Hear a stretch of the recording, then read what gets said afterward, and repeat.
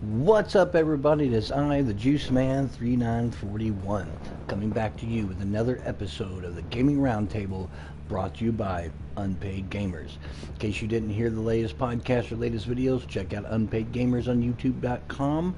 Check us out on Facebook, and we are back at it with another, maybe exciting episode of the Gaming Roundtable. Pull up a table, pull up a chair if you're able, grab a cold one, have a couple drinks with me, and we're going to have a discussion today. That's why you see Evolve playing, because anytime you see this, you know I have a subject just for you. But before we get started, I want to give a special shout out to John, the post-human guy, and thank you for making me again a part of the Unpaid Gamers. I missed it, and I'm glad to be back. This is the Gaming Roundtable. I am the Juice Man, the gamer that tells you the way it is. But first, let's have a drink. Very good. Now, today's episode is episode 4, entitled Go Back and Ask. One of the problems in the gaming industry and the YouTube people here, there's a lot of speculation. From Anger Joe to Yang Yao to Jim Sterling to Rachel Moore and different people that I'm actually subscribed to. I love all these people. They come up with really good valid points, and I'm very happy that I continue to watch their channels and have for the past couple years. You know what's weird, though? We always seem to do this wait-and-see kind of approach. Battlefront 2 comes out, Star Wars Battlefront 2, with all these crazy pay-to-win stuff with the loot boxes and where you had to like get star cards and all this stuff, and it was basically pay-to-win.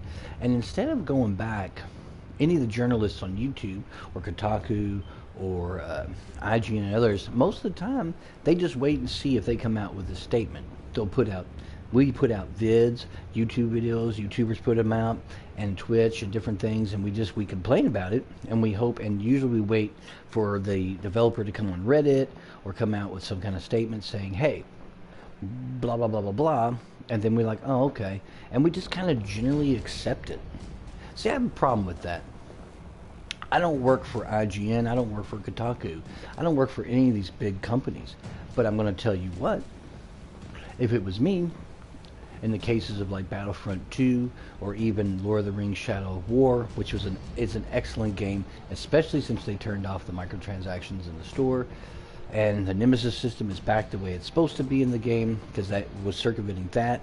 From those two games to the controversy around Fallout 76, again, waiting to hear from Bethesda. How come no one in these gaming journalist sites like GameSpot, IGN, Kotaku, and different things, go back to the company after this stuff happens and do an interview?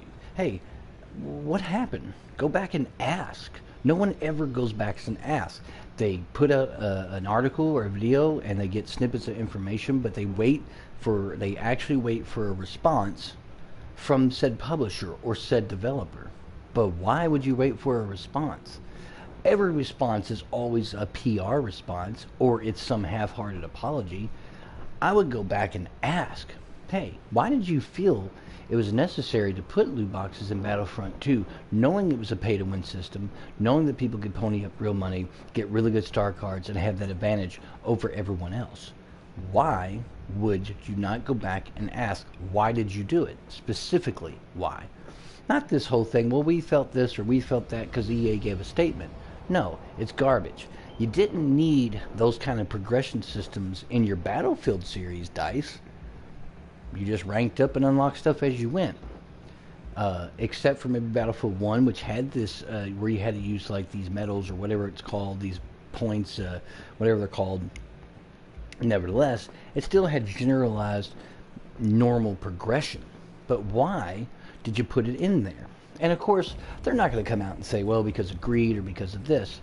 What is really funny about this particular subject is the fact that no one ever goes back and asks why. It's the same thing that happens when a game that gets really hyped up doesn't actually deliver or fails, like the original Watch Dogs or Titanfall, which was successful at first and then lost a lot of its player base. Why don't you go back and re-interview them? You see, we only ever get a second interview when it's about successes, Rockstar, hey, you know, GTA 5 is so successful, Red Dead 2 is so successful, you know, or other games, companies that have that. But no one ever goes back when a game doesn't do really well and do a second interview. I've never seen that. I have never seen anybody go back. I love these YouTubers that I talked about earlier, but you also do a lot of stuff that's based on some facts, some speculation, like you're waiting to see what happens. Well, why not just contact them and say, hey, look, you know, I'd like to give an interview. I want to discuss what exactly went wrong. You know, why did you all do this to this said game? Why didn't you do that to that said game? It's like really strange, because let's just talk about gaming journalism versus real journalism. See, real journalism will ask the tough questions, will go out and get those interviews, and ask the really interesting and important questions, even if it might ruffle some feathers, because that's real journalism. They don't pick and choose their stories. The gaming journalism people out there, who I really feel like 50% of y'all never went to journalistic school. You helped found some website like IGN that used to be free. It's still free, but I mean, like now you got this other version of it you pay monthly on. But I remember IGN started out, it was just some guys creating a web thing, just like we're doing that. We're not paid.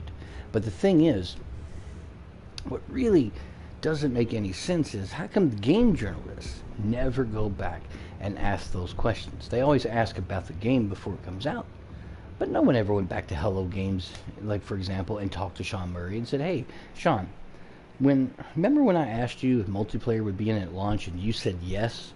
Well, why wasn't there at launch? Why did you say yes? Were you being dishonest? Were you not being dishonest? Was it something you intended to be in the game at launch and you were pressured to put it out early? Ask the questions. But a lot of the game journalists, quote unquote, protect, it seems like, those companies. And I wonder if it has anything to do with the fact that they a lot of times get a free game or a freebie this or a freebie that 2-3 weeks in advance, you know, a few days in advance or whatever.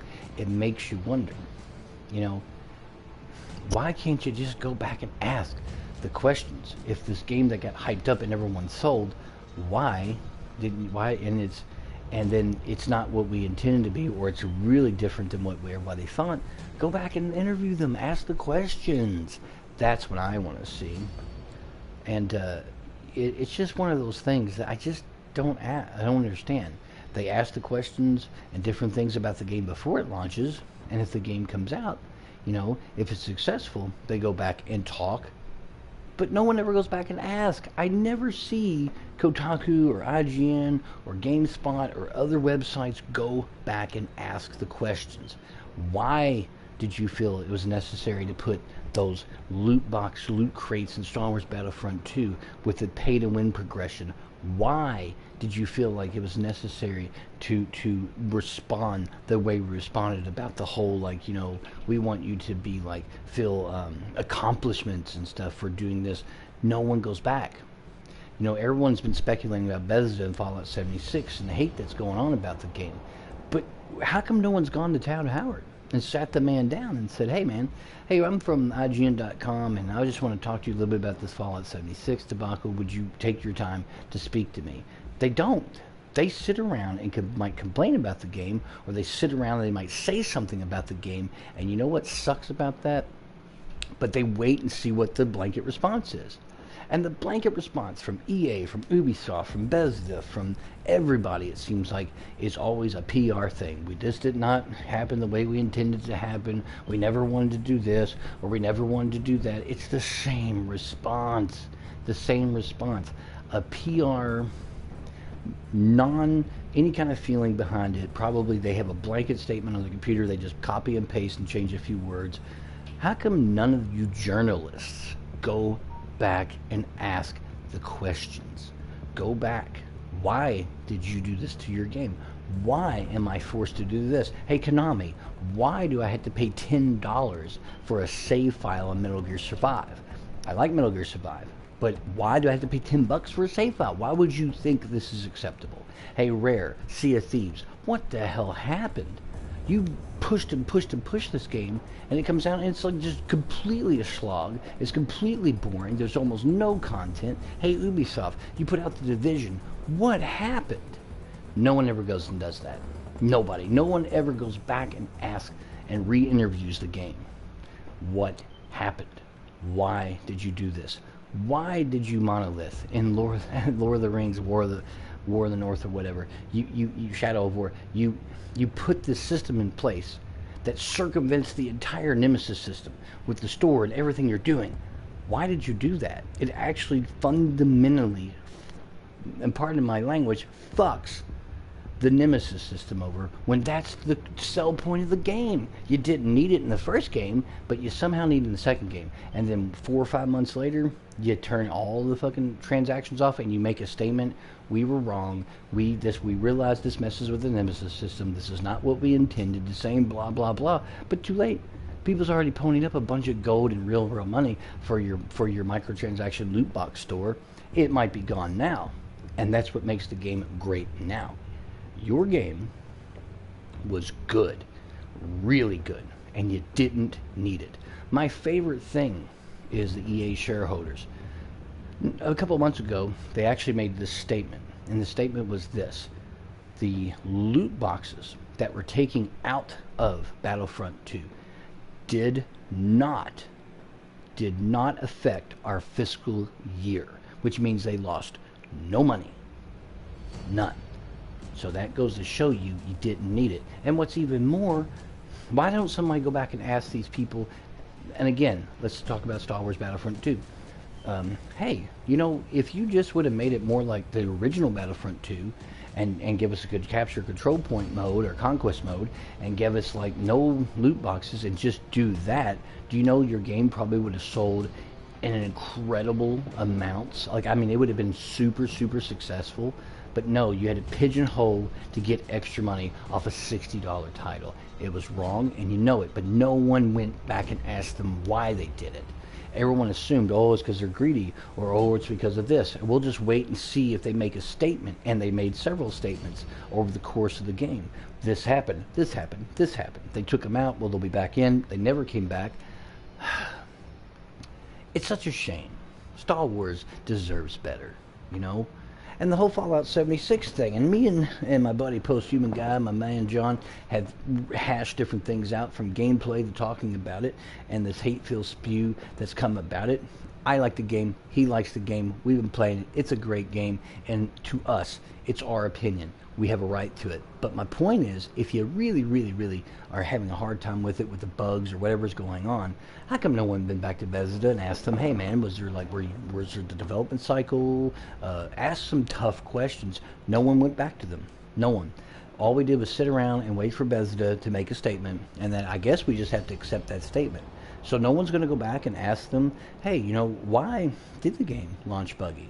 Why did you this happen with the game? Why did this happen with the game? What happened? You know, nobody did that. Nobody. But if your game's successful, like RDR2, Red Dead Redemption 2, you know, of course Rockstar gets interviews. Hey man, your game is one of the most successful games outside of GTA 5. You know, what was your vision? What was your goal? But if a game is not doing well, why can't you quote unquote game journalists go back and ask tough questions about it? I love No Man's Sky. I love the game. I love the game even more now than I did then, but I love it because it scratched that itch. And yes, it might have been boring at times, but it was still a really interesting and wildly different type of game. But when Sean Murray said things like, hey, when the guy asked him, will this be in the game? And he said yes to almost every question, and it wasn't. It doesn't mean that they didn't plan on it. It doesn't mean maybe they wanted that at launch. They got a lot of pressure from Sony to deliver. And we're talking about Hello Games is an indie company with like 9 people. They might have like 15 now, but then they didn't. My point is, when that stuff didn't happen, people were mad, they were upset, they were throwing hate on YouTube, they were saying all this stuff, Kotaku, this, that, this, IGN, GameSpot. How come none of you all went back and just talked to them? Go set up an interview. Hey, you said this. Why did you say this? How come you said this? The thing happens in politics all the time. It happens with celebrities all the time. Interview comes out, this happens, that happens. Real journalists go back and ask the tough questions. They research it. They go and say, hey, look, this is BS. Why? Why did you do that? Want to give a shout out right now to my buddy Doug Beam. He is the lead guitar player of Sense Anaheim. They will be playing on December 8th in Louisville, Kentucky. And forgive me, man, I'm pretty sure you said it was at, what's the pizza place called? Sorry, I can't remember off the top of my head. I've had a couple cold ones, but man, post it up there for me in a message now, and I'll keep plugging it, because this band is the next biggest band you will ever see. These guys are great.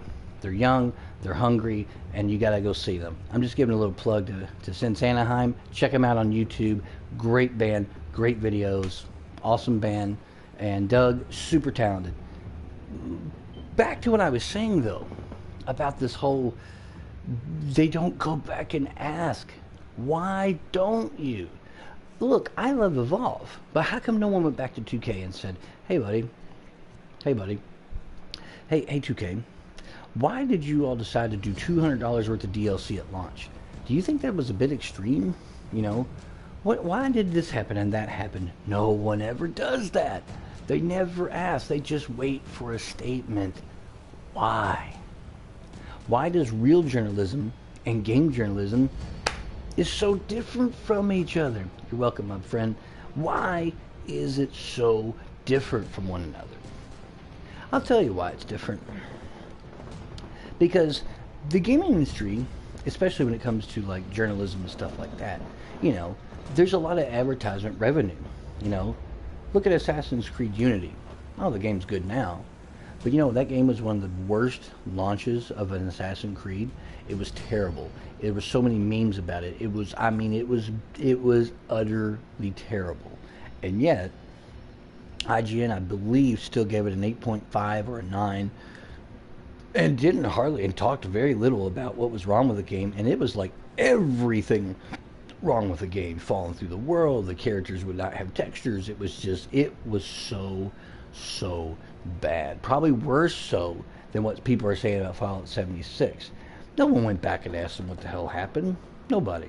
You know what they did? They apologized for it. Here's some free stuff, and you know, call it a day. Sweep it under the rug. All was forgiven, I guess. Nobody could go back and say anything. Nobody could go back and ask the simple question, hey, why did Assassin's Creed Unity, what was up with all these bugs? Did y'all get pressured to like put it out early? But wait a minute, you're the publisher and the creator. I mean, were you under some kind of weird deadline? Did you not have time with the PS4 and Xbox One architecture? Like, ask the questions. And you never do. You never go back and ask. It's so ridiculous. You asked the questions before, but you just can't go back and because these publishers pay advertisement revenue on Kotaku, IGN, GameSpot, all these sites, even the YouTubers who make money off of it. You know what I mean? You know what I mean? Hey, how come Fortnite won't come out of beta? I mean, yes, we finally got a physical launch, but the point is it's still in a beta. It's been how long? What's wrong with that? Go back to Epic. Hey man, you know, how come you haven't actually done an official like release of this game? Well, of course everybody knows the real answer, real simply, without any journalists going back and asking them, is simply put, you know, when you got a game out there and you have to patch it and you have to put updates on it, you actually have to go through Sony or Microsoft for them to approve that. That's a 3 or 4 week process sometimes. Yeah, that's why Fortnite won't come out of beta. Because if it's in beta, they don't have to do that. They can patch it day to day. That's the real reason. But no one's ever gone back and asked Epic, hey man, you know, most games at this point would be long after beta. The game is stable. It works fine. There's no problems. It's a good game. Whatever, blah, blah, blah. I can't get into it, but there's nothing really wrong with the game. So why is it staying in beta? Why? You even put a physical retail copy out finally. It's still beta. Why?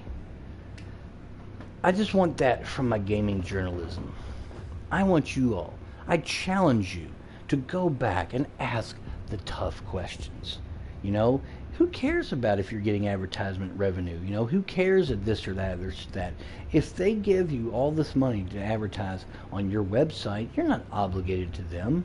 You might feel obligated to give the game a good score or say whatever you got to say about it, but it's wrong. It's wrong. Go back. I want to see the interviews where you go back to these companies, these publishers, these developers, these people, and say, hey, this. Why did you do that? Did you not realize that this would be a monumental problem, that gamers would not take this the way that you feel like they need to take it? Who was behind the decisions to do this? Who came up with this idea? Was it DICE that wanted to do the microtransactions in Battlefront 2, or was it EA? Was it Destiny that decided to say we're gonna throttle XP? We know about it. All they did was and whatnot. So, and Doug just clarified that for me. Hey man, the fourth night physical was all just a code for a ski and some V-Bug. Actually wasn't even the game. Look at that. That's what I'm talking about. They actually advertised this as here's a hard copy, but it really wasn't that. Unbelievable. But that's what I'm saying. Go back to Epic and ask them, how come I didn't get a physical or whatever the hell. That's all I'm saying. No one goes back and asks the tough questions when a game is not doing what we live up to do with the microtransactions or loot boxes or anything else that's going on. Hey, Activision, why did you feel it was necessary to charge $15 for maps for an old Call of Duty, the remastered Modern Warfare 4 whatever, when you only charged $9 a few years ago?